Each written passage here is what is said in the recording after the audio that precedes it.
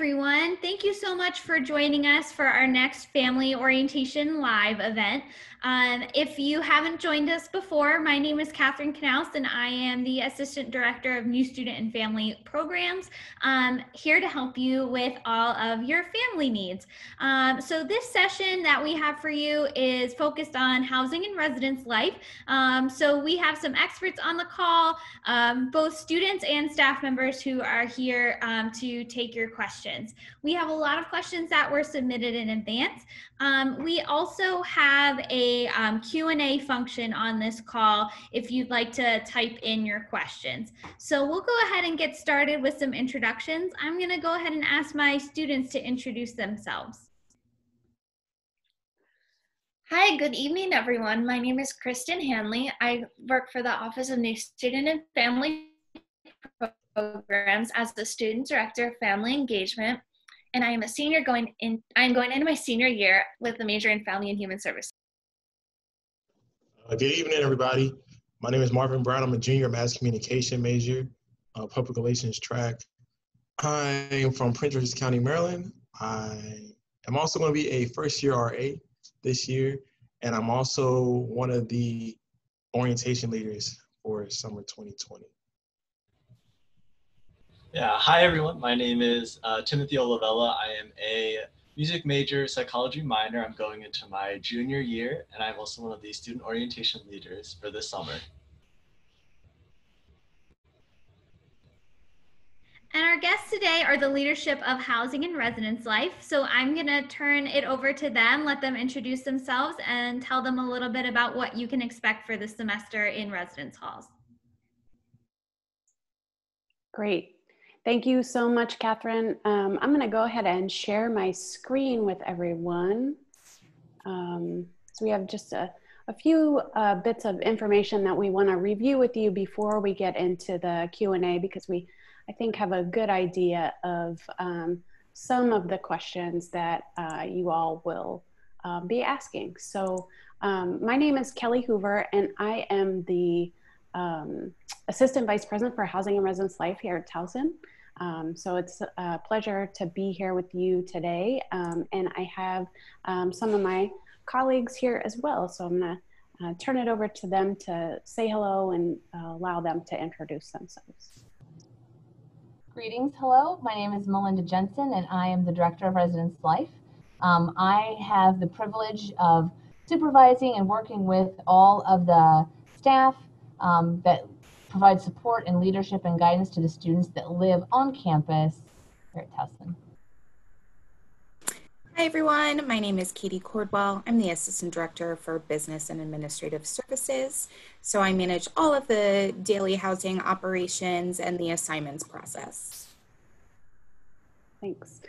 So we wanted to just be able to take a little bit of time to give you an idea of what the campus experience is going to look like this year, knowing that things are going to be a little bit different than they might have traditionally been in a normal situation. So I'm going to turn it over to Melinda and some of the student OLs to talk about this. But first, just to give you a little preview, we know that Welcome to TU is going to begin on August 20th, and that this is really the first opportunity for students to connect to both the campus and to their classmates. So I'm going to turn it over first to the orientation leaders to talk a little bit about highlights that they see occurring during those first few days, the importance of engagement during those days, and a little bit about what to expect. So if you all would take it away, that'd be great.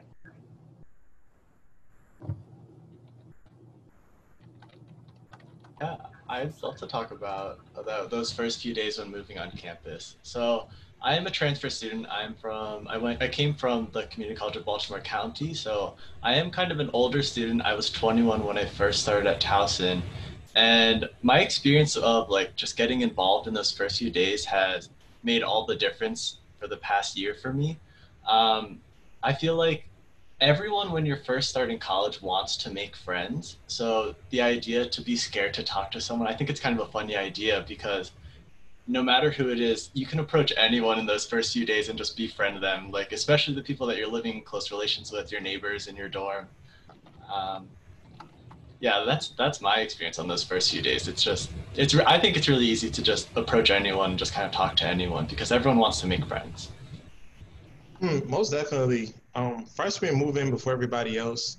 So, they're all nervous, they're all scared, they're all excited, you know what I mean? So it's kind of easy to start conversation. I mean, some of the friends I met the first few weeks of my freshman year are friends I'm still with today, and I'm going to be living with coming into next year. So, just like giving them a pep talk on the drive to school, just telling them to, just keep open mind, don't be afraid to break the ice with people, because you just never know. You really don't know.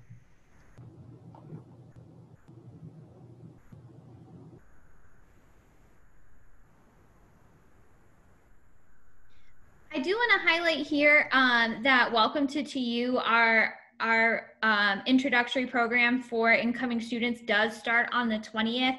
And while many of our events will be virtual, there will also be in-person engagement opportunities for your students. So as soon as they move in, there will be some level of programming. And then our official mandatory programming starts on the 20th. Anything that your student is required to complete, they can complete virtually, but we'll have additional events and opportunities for them to meet fellow students, potentially interact with their faculty members if they are on campus. We are hosting many events for your students during that Thursday through Sunday before classes. So your students should keep an eye on towson.edu/orientation and their TU email to get more information about Welcome to TU as well.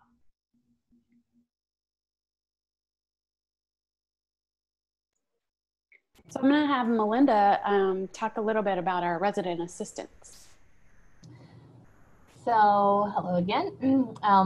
I spoke about the staff that live in and work with the students in the residential halls, and the individuals that you all will be interacting with the most are called resident assistants, or RAs.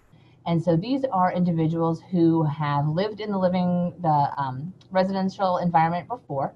They're typically sophomores or above, all the way up through their senior year in their collegiate experience, and they live on the floor with you. And their job is to promote community, provide engagement, give support, resources, referrals when needed, both academic, if there are transitional concerns or homesickness, or you're just not sure how to navigate the campus. These are students that are role models for you. They have been through it themselves, and they have been hired specifically because of their helping skills and their desire and interest to help build community and engage you in the process.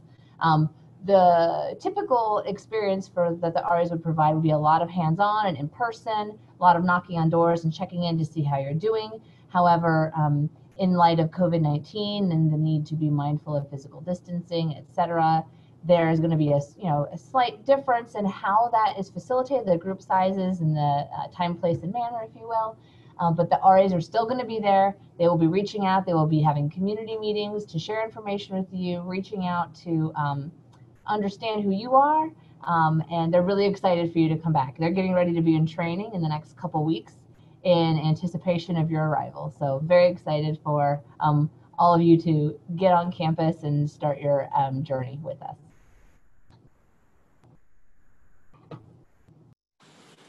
So I'm going to talk with you about some important dates that are coming up. On Friday after 5 p.m., your students will receive an email to their TU email address with their room assignment information, as well as information about move-in.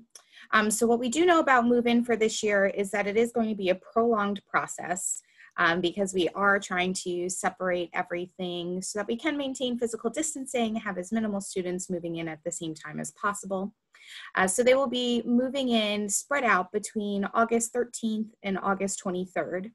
As was mentioned earlier, Welcome to TU does begin on August 20th, so we are encouraging students, incoming students particularly, to sign up for a move-in date by that August 20th so they can be on campus. As far as signing up for move-in times, instructions on how to do that will be provided in the email on Friday.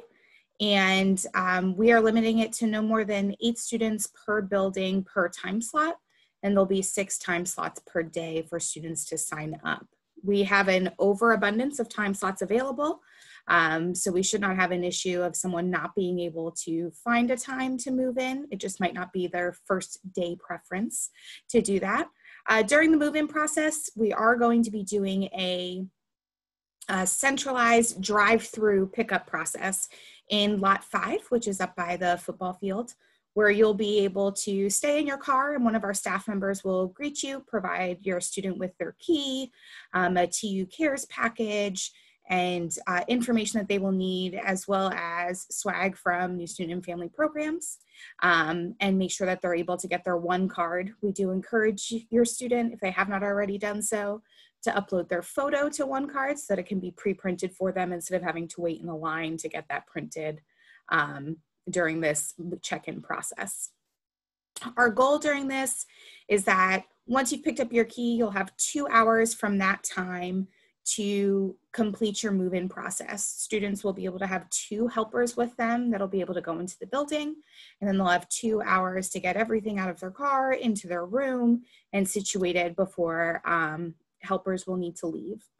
If your student moves in before the 20th and isn't quite ready to stay because their move-in date was the 13th, you do not have to remain on campus. However, they're also welcome to remain on campus.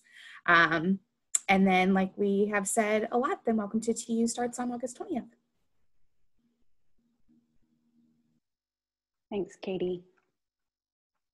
So I want to cover just a little bit about some of the safety measures that we're putting in place this year in light of COVID-19. So as many folks probably are already aware, we've made the determination that we needed to reduce the density of our residence halls. And so we played with a lot of different scenarios early on, but in looking at the science and where we really truly felt that exposure risks were going to be taking place, we identified that the best solution for us was to have no more than 2 persons sharing a bathroom. So in some of our residence halls, that meant that we didn't have to change occupancy at all. For example, many of the rooms in West Village are already configured this way with a double room and a private bathroom. But in some of our other halls, on the other parts of campus, for example, the Glenn complex, the towers A through D, those rooms have typically been double rooms with a shared bathroom in between in a suite. So what we've determined for this year is that those rooms will be single bedrooms with the bathroom shared in between.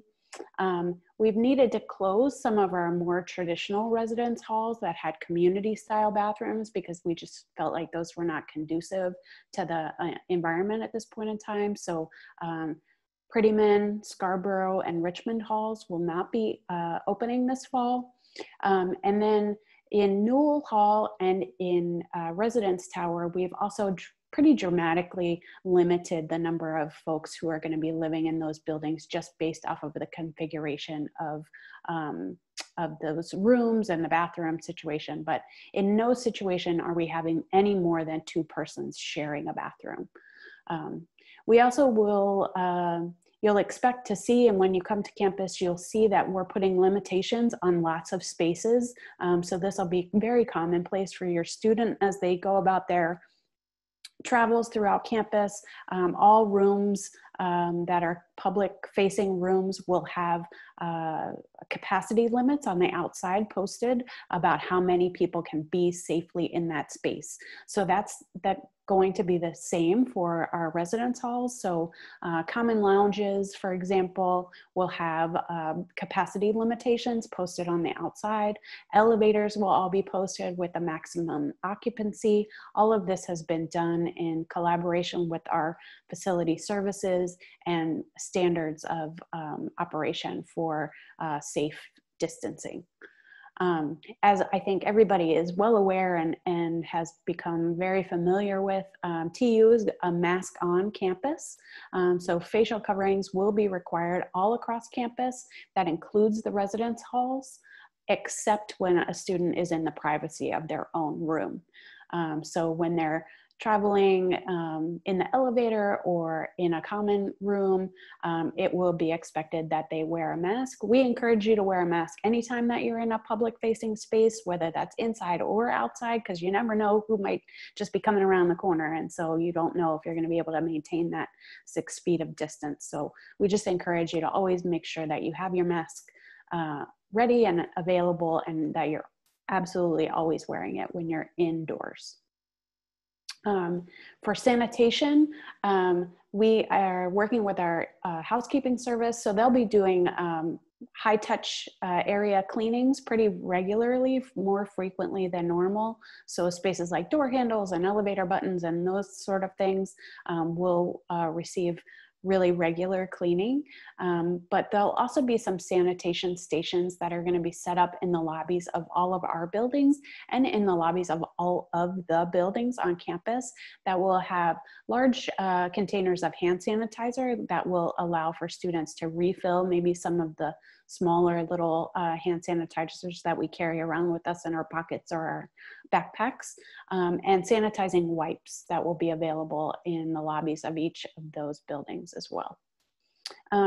One last safety measure that we have put in place for the time being is that we're restricting guests in our residence hall until further notice. We just felt like there's so many things, so many opportunities that we can't have control over in terms of exposure, that this was one area where we felt like we had a responsibility to reduce any sort of exposure in our residence halls. So we are restricting guests to the residence halls until further notice, just to limit that exposure opportunity.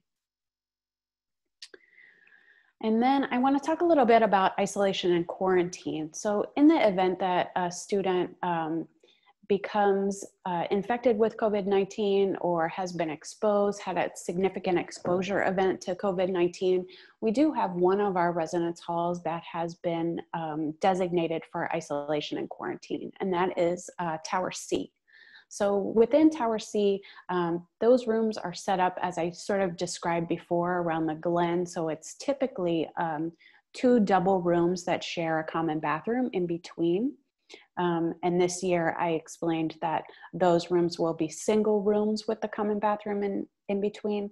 Well, in Tower C, when we're talking about isolation and quarantine, only one person will be in the entirety of that suite, so that there is no room for any sort of contamination or exposure to COVID-19. So only one person will be in that entirety of the suite if they are directed to isolate or quarantine. So we have about 90-ish spaces for isolation and quarantine for the fall. And we're partnering with our dining services for meal delivery. So meals will be delivered directly to a student's door. We are asking for those students to not leave the isolation or quarantine space, that once they are placed there, that they really stay there. So we're doing everything that we can to ensure that they have everything that they need contained within that space so that they don't need to leave. So meals will be delivered directly to the door twice a day. So a lunch delivery and then a dinner delivery, which will also include the following morning's breakfast. And then from a university support standpoint, with students who are in isolation and quarantine, the University Health Center will be heavily involved with those students to do daily outreach to them and do some check-ins, monitoring symptoms, also ensuring that they have everything that they need from a medical standpoint, so anti-fever medication and that sort of thing. And then as Melinda talked a little bit about the RA staff, the resident assistant staff, we also have residence life professional staff that live and work in our residence halls. So these are master's degree professionals, our residence life coordinators, and they are always available for student support. And so in the event that there is a situation where a student's health needs have escalated and they need care, the residence life staff member would be somebody who would be involved in facilitating them to get to the care that they need. So I just wanted to give you that kind of quick overview of some of the things that you can anticipate for this fall, knowing the landscape that we're looking at, and now really open it up for questions, which I know that there are many. So Catherine? Yes, so I do have some clarifying questions that have been submitted about what you've already mentioned. So there are a few questions about guests. So if you could explain, is a guest anyone who does not live in that building, or does that refer only to overnight guests? So guests refer to anyone who does not live in that building. Within the building, if my friend is Marvin and he lives down the hall from me and we both live in Tower A, for example, we can visit one another within the building. But if Marvin lives in Tower B and I live in Tower A, I cannot visit Marvin in Tower B and he cannot visit me in Tower A. Thank you. Yep. And then also during move-in, that does exclude the move-in helpers, correct? So they can enter the room. That is correct. Yep. For Tower C, if a student were to be isolated, are linens provided, or should a student plan to bring bedding, sheets, and towels? So linens are available if they are needed. We are encouraging for students to have some items sort of in a to-go bag ready to go in the event that they need to kind of quickly leave campus. And so if it's a possibility for families to send along an extra set of sheets and a pillow, so that the student could quickly grab those things and take them over to Tower C in the event that they need to isolate or quarantine, that's best. I think that's some great advice. If a student were to need to isolate, could they return home instead of going to Tower C? Yes, they could go home instead. The students who are required to isolate or quarantine, all of that communication will flow through the University Health Center, and that will include the approval to return back to their normal living environment. So if a student does choose to go home instead of isolating or quarantining in Tower C, that's totally allowed. They still just need to have the approval from the University Health Center before they can return. Awesome, thank you. Just a note for all participants, I see a lot of questions going in the chat. If you could actually use the Q&A function instead of the chat, that will allow us to best get through as many questions as possible. So thinking about assignments for students, how and when will they be notified of their assignment, and what information will be included in that communication? They will be sent an email to their Towson University email address on Friday, July 31st at 5 p.m. It'll include their building, their roommate information, and information about move-in and signing up for a move-in time slot. And if they had selected a roommate and aren't in one of those rooms that are 2 people to a room, would that roommate be assigned as a suite mate or close by? Yes, that is our goal, is that all roommate pairs, if they're not able to live in the same space, because we don't have as many spaces where there's students living in the same bedroom, that they will be suite mates or sharing the same bathroom together. Awesome, thank you. Looking at COVID response, would testing be required prior to a student moving in?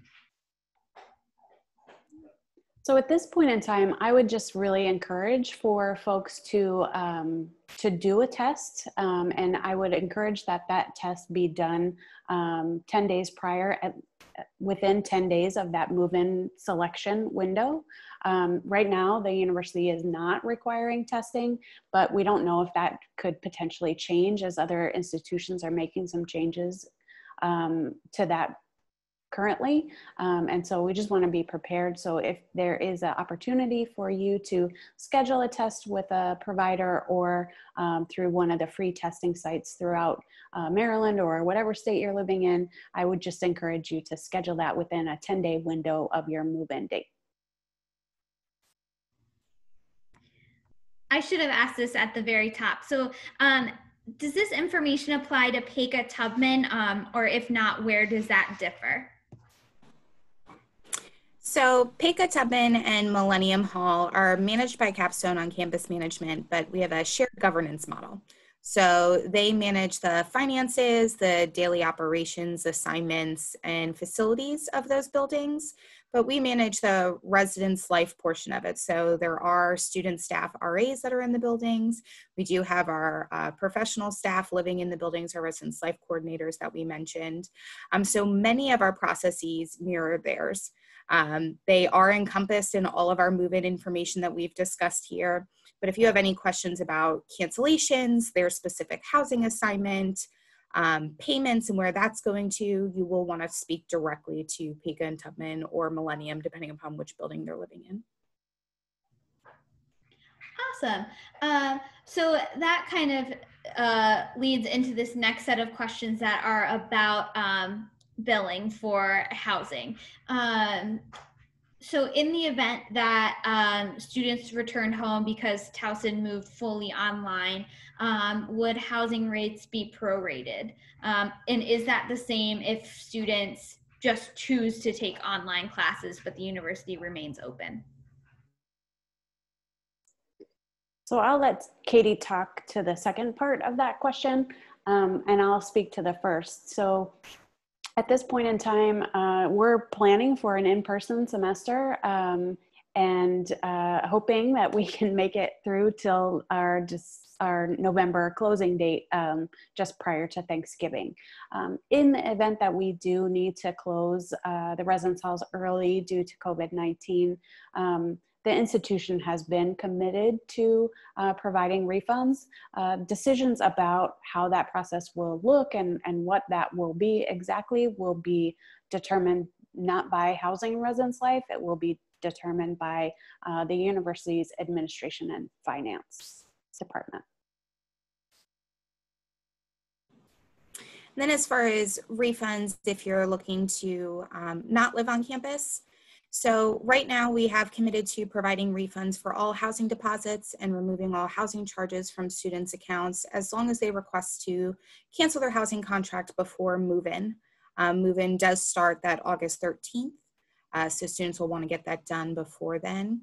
If students do not cancel before move-in, then you will go under our typical refund rate, which if you cancel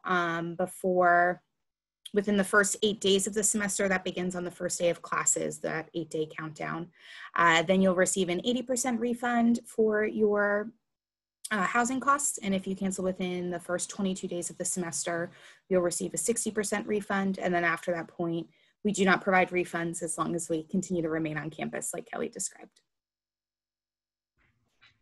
Thank you. The other question seems to be about spring 2021 housing eligibility. So if students elect not to live on campus this semester, would they be eligible for spring 2021 housing? And would that housing be guaranteed to freshmen? So housing for spring 2021, the first thing that we can say is that anyone who does cancel now will have eligibility to return to campus housing once there is space available. That is different than what we have done in previous years, where typically if you cancel your housing, you're not eligible to return to on-campus housing. We know this is a unique situation, so everyone would be eligible to return. But the question of if it's going to be available, if it's guaranteed, will come down to what space is available. At this time, there is a chance that we'll be able to expand our occupancy in the spring, but we won't know until we get later into the fall and have some determinations on what's going to happen during the spring term. So if we're able to greatly expand our occupancy back to our normal housing rates, then more than likely, yes, we will be able to house whatever students want to return to on-campus housing. But if we're not able to, we will, I am sure, have spaces available, but we won't be able to house everyone that may be looking to come back to campus. And then last thing about that is just our housing application for spring typically opens on November 1st. So we will continue to update students as we have information on it, and anyone that cancels, we will send direct communication to about what that process will look like for the spring. To confirm about move out, so on the opposite end, do students have to move out completely between fall and spring semesters if they are living on campus for the entire academic year? And then please confirm that they are indeed moving out completely for Thanksgiving break, not to return to the residence hall. So first, moving out completely, not to return to the residence hall. It will depend upon what sort of housing contract you have and what building you're living in. So the overwhelming majority of our incoming first-year students live in residence halls that close at breaks, and yes, they will be completely closed. They will not be able to return. However, we do have a 9-month housing option for students that are living in Residence Tower or for students that are living in Peka House, where they are able to stay in their residence halls over breaks. So if you do have a 9-month housing contract, you would be able to remain in your housing assignment over break. As far as if you'll need to move everything out or if you'll be able to leave your belongings there, that's still going to be determined based upon that information that I was talking about for spring of if we are going to be able to increase occupancy or if it's going to remain the same. Just because we would potentially have students who've lived in a single all year that then will be getting a roommate in the spring. So we'll have to really evaluate how that may change our processes. What I can tell you is that we will notify students as soon as there's been a final decision on if they will have to remove their belongings. But it is one of the reasons why we are encouraging students to pack lightly for the fall and just be prepared to potentially pack up all of their belongings. Thanks. So speaking of belongings, we had several questions about what students might need to bring for their room. So would there be a fridge or microwave provided, or should students bring their own? Every room does have a micro fridge provided, and we do not allow students to bring their own. However, if you need a second one because of medical needs, you can work with the Accessibility and Disability Services Office to get that, and they'll communicate with us, and we'll have it in your room before you move in. Great. How about a printer? Should students bring a printer, or are there printing services located in residence halls? There are not printing services located in each residence hall. However, there are many WEPA printing stations located throughout campus and near residence halls that students are able to use. So it would be up to the student. However, we do highly encourage, if you are using one inside of the residence hall, do not use the Wi-Fi capability on it. It does mess with the Wi-Fi within the residence halls. Make sure that it's cable connected. Excellent. And then cleaning supplies and cleaning the bathroom. So are students responsible for cleaning their own bathroom, and should they bring supplies to do so? How about a shower curtain or toilet paper? So the overwhelming majority of our residents will be responsible for cleaning their own bathroom, providing their own toilet paper, just because any space where a staff member cannot easily access the bathroom is located within inside of a student room, the students are responsible for cleaning. Since we have done the dedensification process that's really eliminated a lot of our community style restrooms. However, all of our bathrooms will come with a shower curtain. It is just a plastic liner, so if you want something that's more festive, you are certainly welcome to bring your own. But it does come with that. The building exceptions where we will still have staff members that are cleaning bathrooms are Residence Tower and some of the spaces in Newell. Newell is a nice mix of shared quad bathrooms and then also students that are inside of their own suites. So it depends upon where your room is located, if you would need to bring your own cleaning supplies and toilet paper, or if it will be provided. Excellent, thanks. So I'm going to take a quick commercial break to talk a little bit about dining, because there were a few questions submitted previously, and then I've seen some come through the Q&A. So dining services will be open. They will be open starting August 13th.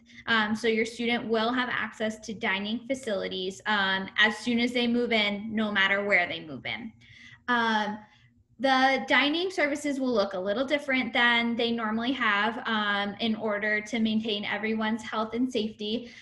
So they're taking all of that very seriously. All you can eat dining halls will operate in several different ways so that your student has an option that seems to fit them best. So they will be open for dining in. And what that means is that your student would have access to enter the dining hall, get their food from the buffets, but served by our dining staff, and then sit in a low density environment. So not all the seating would be open inside. They could also grab a meal to go, and that is either grabbing a refrigerated meal from the front of the dining hall so they wouldn't even have to really enter the dining hall, or grabbing a to-go container, going through the buffet, being served by dining staff, and then taking that out. There's plenty of outdoor seating that's been added all around campus so that students have plenty of space to make those things work.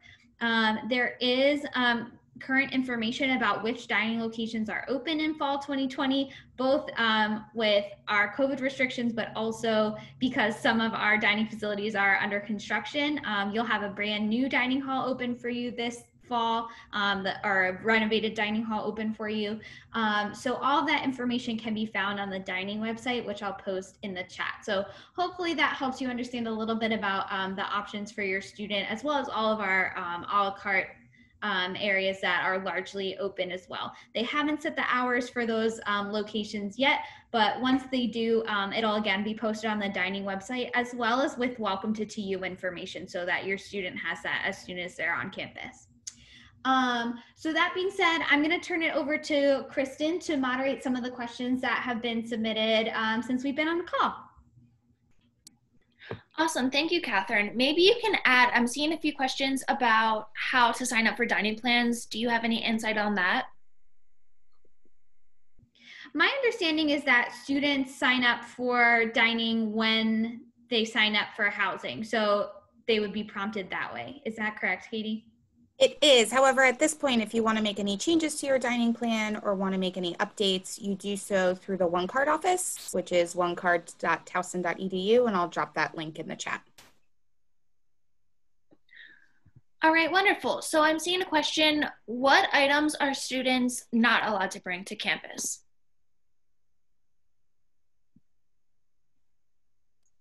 So we're asking this year, there's a whole list that is on the website, but we are asking this year that students not bring any large furniture items to campus with them. So futons or soft seating or any big bookshelves or anything like that, just in the event that we do need to have people mobilize quickly. We don't want to have those sorts of items kind of left behind or need to be moved. So that's the big change for this year, but obviously things that are typically not allowed are things like that are fire hazards, so candles or any cooking appliances that have a hot element. The only exception being the like the single serve coffee makers like a Keurig. What am I forgetting? I think those are the big ones. Alcohol, weapons, firearms, those sorts of things are also not allowed. Yeah, also like things like electric scooters or some of those things that have a charging element that could take up space that people would try to store inside, those are also not permitted. Thank you. So for move-in, is it only one car per student? Is there a limit for cars for move-in? There is not a limit. However, we are encouraging as few cars as possible. Like we said, we're really encouraging that students pack lightly. So if you're able to make the trip in one car, we understand cars come in many different sizes. So if it has to be two, it has to be two, but we are encouraging as few as possible. Wonderful. So are residential quarters going to look different for learning communities than other students' dorms might be? So our learning communities are dispersed throughout campus in various buildings, so they won't look any different than any of our other student housing where they may be living. They're just going to be a part of a building as either a section of a floor or a whole floor. Thank you. So will there be Wi-Fi in each room? Yes, our whole building is Wi-Fi enabled. Awesome, wonderful. And did you already talk about the laundry situation? I don't believe you did, correct? Could you explain a little bit, go into more depth about that? Yes. So every single building does have a laundry room in their building, either on the second floor, first floor, lower level. It just depends upon the building, but each building has their own. And then students are able to use coins or their one card to be able to pay for their laundry. Thank you. So I know that you mentioned electric scooters and stuff are not allowed on campus. Are bikes? Yes, bikes are allowed on campus, and there's plenty of bike racks all around the residence hall. So students definitely are allowed to bring their bicycle. So are freshmen allowed to bring their cars on campus? No, first year students are not permitted to have their cars on campus. Parking is overseen by our parking and transportation department. So if folks have particular questions about parking and transportations, or if there is a particular need for a student to have a car because of an accommodation need or something like that, they need to work directly with parking and transportation. Thank you for that clarification. So if a student is in the towers and they have the suite style bathroom, will the extra bed and chest be left in their room? Yes, they will. So we're not removing furniture at this point in time. We don't have a place to store all of that furniture, so the extra furniture will still be in those rooms. Awesome. And I know this might not be this isn't your department, but does anybody have any information on one card? When students will receive their one card, how they will get that? Yeah, so their one card will be distributed at move-in. We are highly encouraging all of our incoming students. I believe that there has been information sent out by new student and family programs on how you can upload your photo so that we can have your card pre-printed for you and ready when we give you your key. If you're not able to submit a photo, you will be able to get your picture taken on move-in day. Perfect. And so will refunds look different for Pega and Tubman and Millennium Hall if campus closes for whatever reason? Yes, that's something that will be managed completely by their office. Since we do not manage their finances, we can't speak to what their process will look like.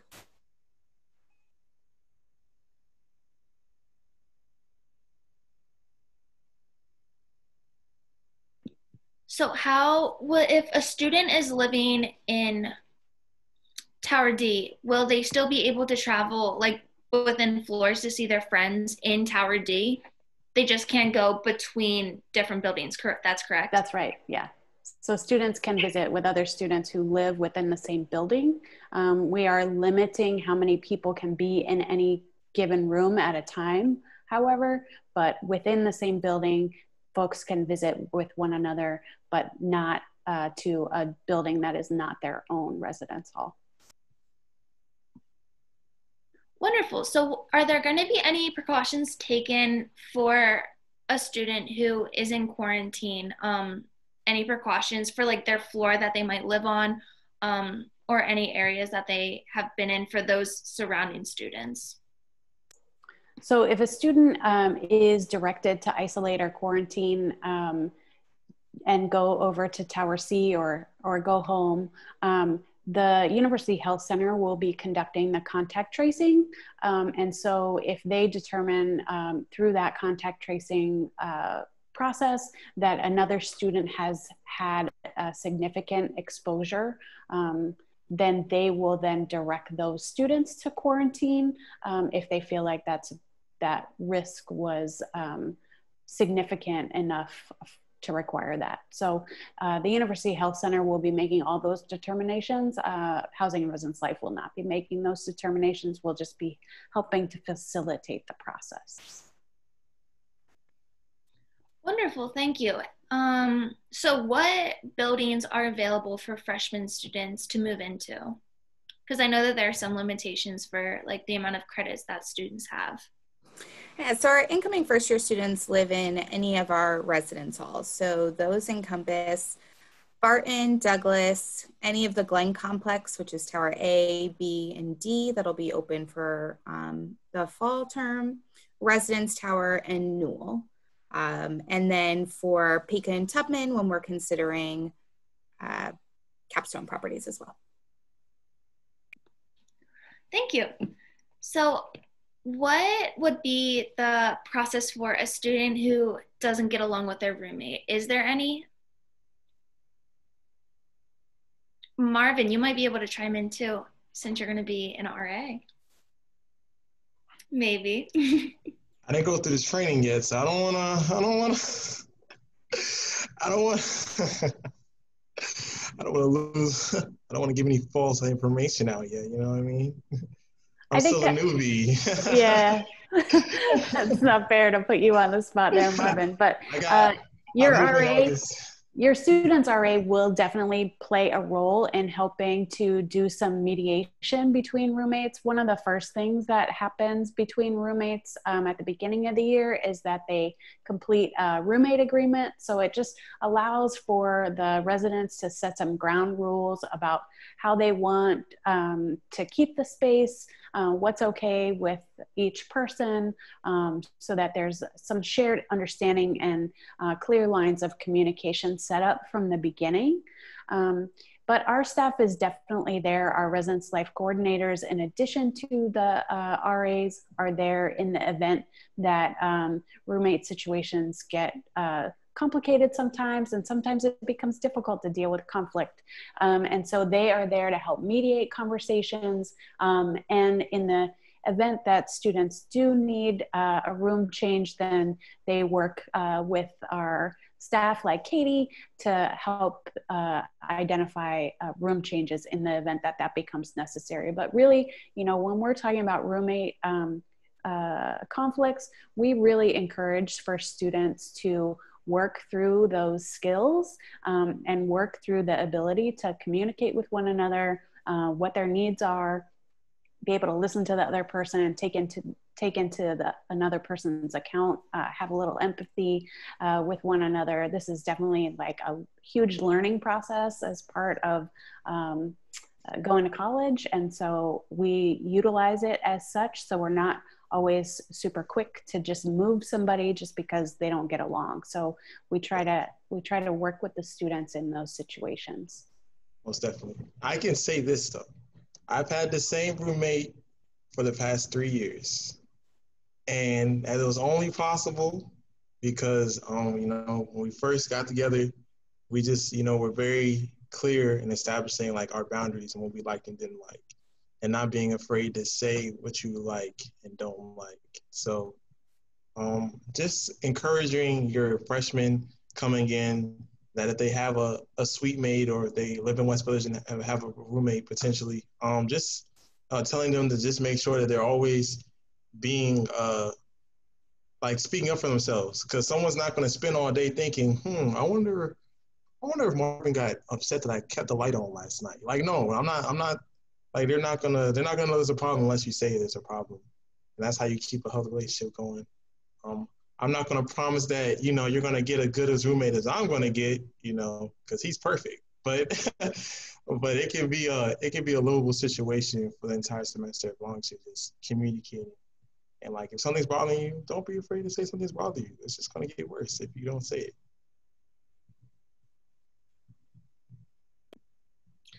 Thank you. Didn't mean to put you on the spot, but great response. So I know that some students are living in Aspen Heights next year, this semester. So will the same isolation and quarantine measures be taken for students who aren't living on Towson's floors? Specifically, does Towson have any affiliation with that or not really? So I think that you're asking if a student who has a contract directly with Aspen, what their expectations will be for isolation and quarantine. We don't oversee that process, so I'm not sure what that will look like. Our floors in Aspen will be self-contained, so only Towson students will be on the Towson floors. So unless somebody is commingling on a different floor, they wouldn't necessarily be exposed. I think that those students would be required and directed much the same as the University Health Center. They just wouldn't be isolating and quarantining on our campus. But students who have contracts with Aspen Heights through Housing and Residence Life would isolate and quarantine within Tower C. Thank you. So another question I'm seeing is about, are students allowed to go outside of Towson University's immediate campus to travel around the Towson area and the town, to go downtown maybe? Certainly, there's no way that we can control for everybody's movements all the time. So students are definitely encouraged to explore both Towson and Baltimore, but to do so in a safe way. So being aware of where you're going, how many people are congregating in any given place, making sure that you're wearing your mask, but definitely want this to be as normal of a college experience as it can be. And there's lots of great opportunities to be had within the Towson area and even within the Baltimore area. Thank you. And Katie, I know that you touched on this earlier, but who should family members reach out to if they choose to cancel their housing? Is there a specific person or just Housing and Residence Life? So we actually have a process on our Student Housing Gateway where students can log in to our Student Housing Gateway and fill out a form to request it. That'll be the easiest way. You are also able to send us an email at housing@towson.edu to be able to do that. And that is all before move-in. After move-in, you will have to submit the form through that Student Housing Gateway, and I'll drop the link to that gateway in the chat. Awesome, wonderful. So if students want, so do roommates change between semesters? So between the fall and spring semester, if someone maybe drops out, will they get another roommate? Yes, more than likely they would receive another roommate, but that would only occur if their previous roommate canceled or changes rooms and doesn't come back to that space. We do work to fill our spaces, as we talked about earlier, thinking about if there would be spring housing available. This is an example of how we would have housing available in the spring, is that previous people have canceled their contracts with us. So there definitely is a chance that you would get a new roommate for the spring if your previous roommate canceled. Awesome. And just to clarify, Pecka House has their own bathroom, right? It's not community style. Correct. They are set up just like Barton and Douglas. So it's a double room with a private bathroom inside of that room. And for bathrooms that are community style, they will be cleaned by Towson University staff, or should students be required to clean them themselves? Our ABM staff that we contract with for cleaning will be the ones that are cleaning them. And like I had mentioned earlier, those will only be in Residence Tower and a few of the spaces in Newell.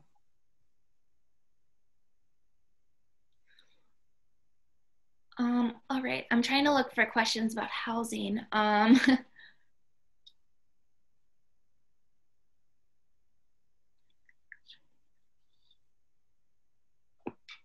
So for another question about laundry, can students use pods for housing or just like the liquid detergent?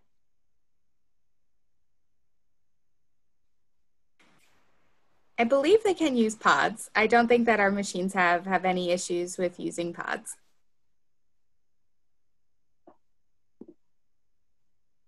Another clarification question. If a student is in Packet and Tubman, they will have a roommate, correct? Yes, that's correct.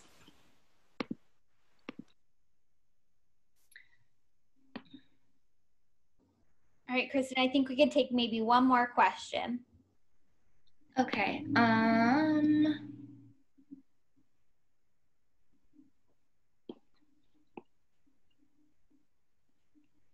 Does someone see one that stands out? That could be for the good of the group.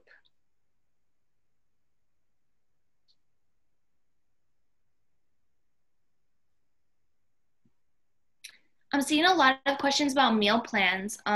Catherine, you might know the answer to these.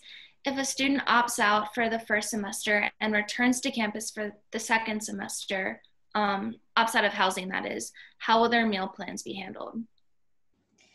So like a student who would be joining housing this semester, when they register for on-campus housing, they'll be prompted to choose a meal plan.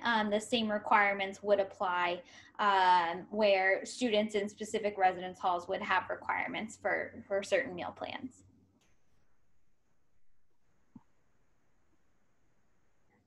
So with that, my apologies if we weren't able to get to your question today.